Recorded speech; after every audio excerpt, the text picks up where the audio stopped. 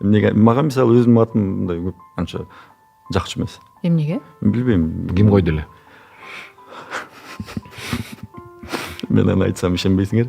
Илгери төрөлгөн кезде мен 10-майда төрөлгөм. Биздин кошунабыз. Атама ушундай сунуш киргизип коюп жеңиштеп койбойсуң депчи. Жок, чын эле. Болбосо 90-жыл. 10-май. Ооба. 9-майдан кийин эле 10-май. Анан эми билбейм, мага ушунду айтып беришет, биздин бир кошуна койгон депчи. Анан Атын деле билбейсиң. мен ал кошунаны деле тааныбайм. Анан мага өзүмө Көчүп деле кеткен деп кой. Анан кичинекей кезинде деп аябай көп сүйлөп атабыз, жаш кезде эми азыр деле жашпыз го ушу. Жана атың ким десе, жеңиш дегенден уяласың да, уялыппы билбейм. Анан өзүңдү кантип айтчу элең тааныштырганда?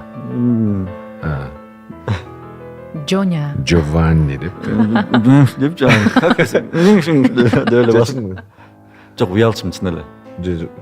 Эми жок, жеңиш деп эле айтчумун. Эми ал аттан кантип эметесиң. Бирок азыр бара мындай сүйүп баштадым да. Көрсө аттын да бир өзгөчө жагы болот экен. Ат сөзсүз адамга кандайдыр бир таасирин тийгизет экен.